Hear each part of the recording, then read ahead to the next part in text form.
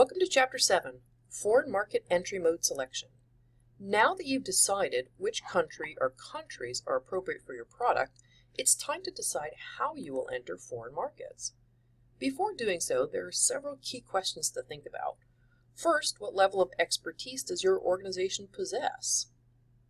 If you don't have people who are familiar with documentation and all the to-dos surrounding entering a market, perhaps it's easier to start out a bit slower with something like indirect exporting, which we'll talk about in a minute. Another question is, how close do you need to be to the market that you're exporting? And by close, I mean how direct do you need to be in contact? In addition, you need to consider how much you're willing to spend on the market and what risks you're willing to take.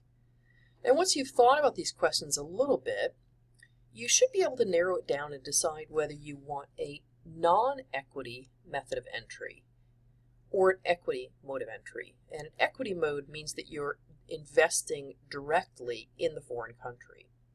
There are several different non-equity modes of entry that we'll talk about: indirect versus direct exporting, licensing, franchising, management contracts, and contract manufacturing. Now, a minute ago, I alluded to indirect exporting. Exporting, as we've talked about before, means you're making the product in your home market and then sending it elsewhere, sending it to a foreign market. Indirect exporting simply means that you feel you don't have either the time and or expertise to do the exporting yourself, so you outsource it to a third party. And this could be an export management company or an export trading company. Another option is to locate a non-competitor who's already exporting to the market that you're interested in and then simply piggyback on their product. Now, there are pros and cons to indirect exporting. The most obvious pro is that you get to focus on what you're best at, which is presumably making the product, and have someone else handle all the to-dos with exporting. The downside is you never do learn how to go about exporting, and it's a more indirect contact with the market.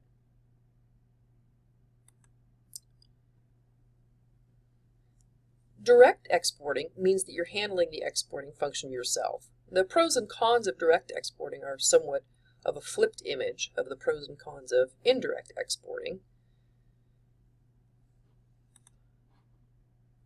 Licensing is where a company gives permission to another company to use their technology, their patents, or their trade secrets in exchange for a fee. So, for instance, a paint manufacturer might license their technology to a company in another country for making paint. The upside of that is it's an easy way of entering the market without doing any of the let's say any of the legal and research, etc., on your own. The downside is you may be, if you ever choose to enter that market more completely, let's say enter through equity method, you have essentially you may have created your competitor. Franchising is a form of licensing in which one firm is allowed to use another's name and trademark in exchange for a fee. There are a number of very well-known franchises, including McDonald's and Subway.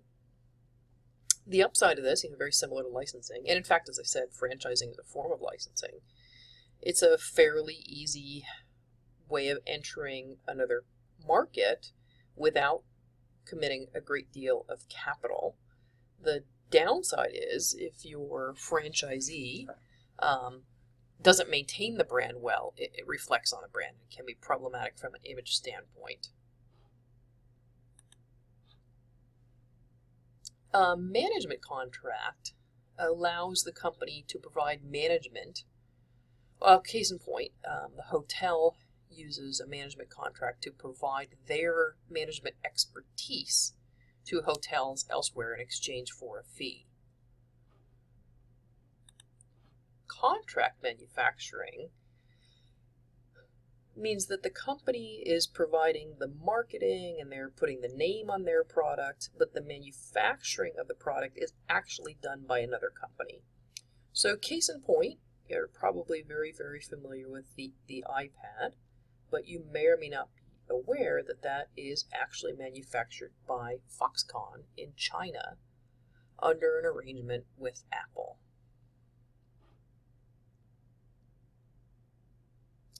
Now, there are a number of different equity modes, which mean essentially that you're doing foreign direct investment in the foreign market.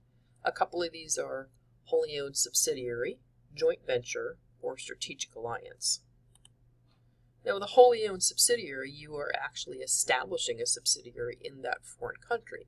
Now, needless to say, this is a fairly large commitment in terms of capital, and you're taking on a fair amount of risk.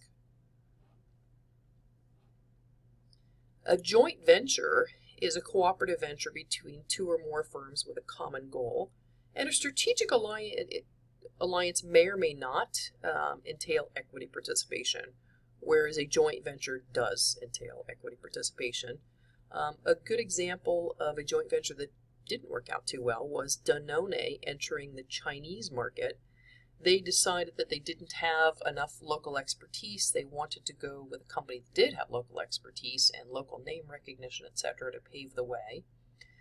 So they teamed up with Wahaha. The problem, though, is that Wahaha ended up essentially going behind their back in marketing food products. It was actually a mess. They ended up litigating it over a long period of time in multiple countries. This is not to say that joint ventures never work out well. This one just didn't work out well. As I said a minute ago, a joint venture may make a lot of sense if you're going into a market with which you are not familiar and or don't have name recognition. And there are some countries in which the government requires a percentage of local participation.